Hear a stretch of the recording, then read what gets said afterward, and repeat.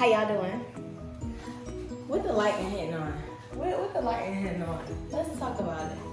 Let's see. I feel like the lighting is okay. What y'all think?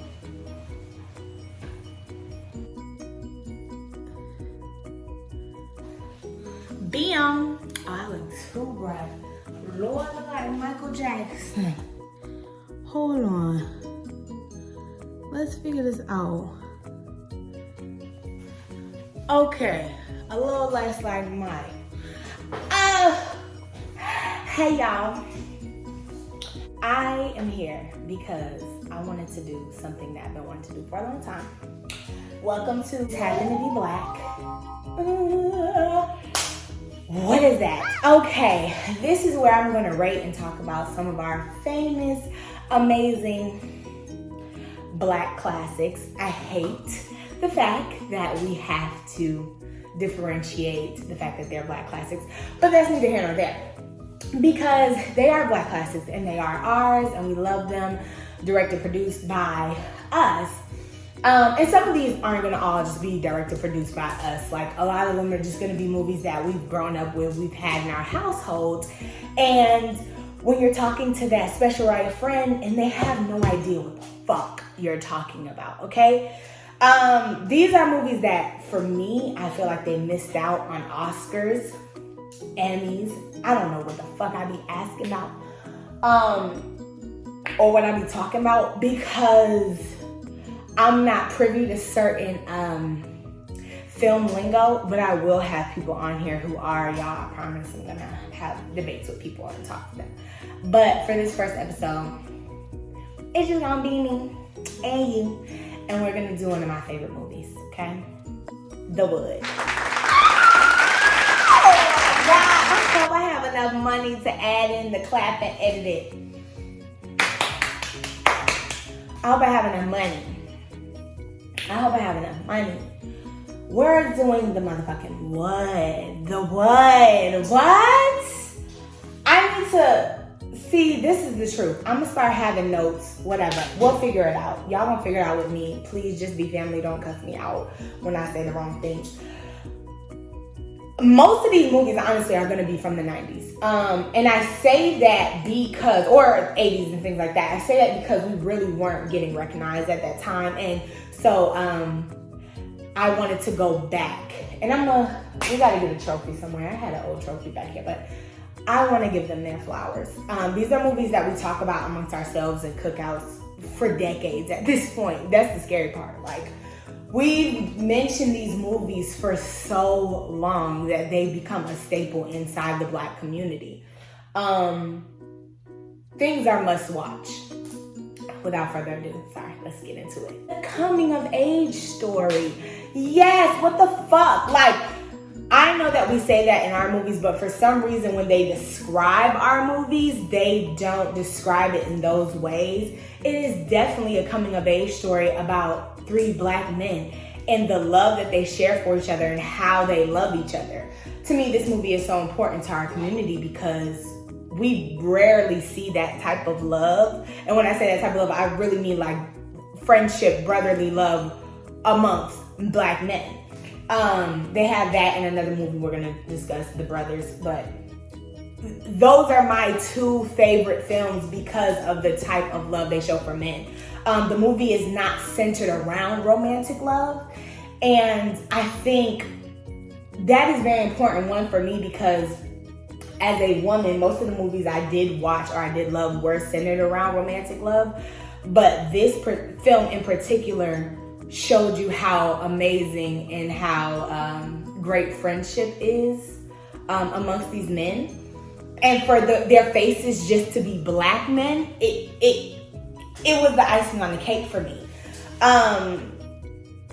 It's funny because he moved from North Carolina to LA, and again, why this movie should have had so many more accolades.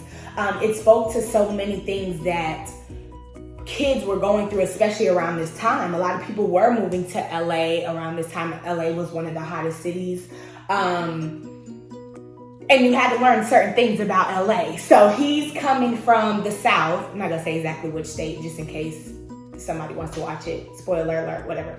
But he's coming from a state technically known as a southern state and moving to the west side.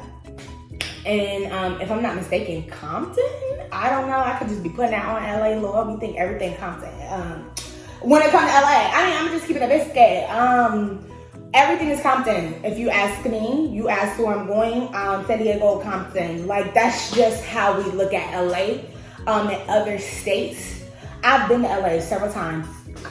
I've still been to Compton. What's goody? What's not goody? That's just how I feel about it. I know that's wrong. I'm sorry, y'all. Shout out to the Bay Area because they were really beating the fuck up. I'm scared of the Bay.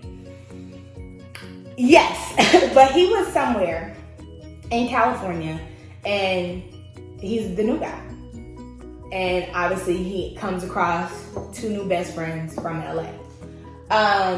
They literally researched the story and researched their past from that point then on. They do run into girls. They are trying to lose their virginity. All the things that America or people who give out the awards say that nobody can relate to us on, it's in that movie. Like, if you are of a different culture and a black movie that they say that, oh, you can't understand this or whatever, start with the one and see if you can understand what they're talking about and what they're doing. I'm pretty freaking sure you and your friends have done all the things these men have done. So, also this movie is very important to me because of the writing. I'm big on that. I am big on how we are presented, how we talk, how we walk. Y'all can tell me if it's playing away. I like it though. Anywho, I'm big on that because you can tell when it sounds forced. You can tell when the slang is being forced on the cast because this is just how black folk talk and walk. No, like, it definitely was slang in there, and it definitely gave you black men in the 90s, but they were speaking to one another. It was speech. It wasn't, MF is about to come up right on me. No. Like, it was black men just having conversations with each other, with their moms, with their wives, with their girlfriends. Like, it was so realistic. I feel like I'm just looking and watching something that, some of my friends did or something like that. And it's still shot very well. The only critique I would say about the movie, which is going to be a lot of these movies, but again, I love this approach, but the critically acclaimed part that people can take away from it is the narration. I think a lot of times people think that when you narrate a story, it takes away from being able to go through the plot. I say again, I'm not smart. I don't know film terms, but I think you can navigate the plot better and do more with a film. When you use narration, I think it's looked down upon because people are like, well, you're just telling the story through somebody instead of figuring out clever ways to write it. That's the only critique I would give it because this movie to me is perfect. And I personally don't think that I know that this is opinion and things like that, but most of these movies, eventually I'm gonna print out their stats, but even just look up what Rotten Tomato gives. Just look up how this movie is revered in the film industry. It shouldn't be that way. And I think because our films didn't get the recognition that they deserved around those times, I think that it stopped a lot of filmmakers and writers that we could have possibly had. Because if we would have revered directors and producers of our culture higher, if they would have revered our movies higher, if we would have had more recognition, I think that would be more popular in our community. Not saying it isn't, especially now, it's thriving. But back then, I think we would have gravitated more to making movies about us and for us, not just movies that were socially accepted. But again, we know that we would have had to get in the door. So that's a whole nother conversation. Thank y'all for coming to We Just Happen to Be Black. I really hope y'all like this. Comment, Talk to me. Tell me what y'all think. And I'll see y'all next week for our next movie. Oh, y'all can leave me suggestions too, but I kind of be knowing what I'm already doing. Love ya!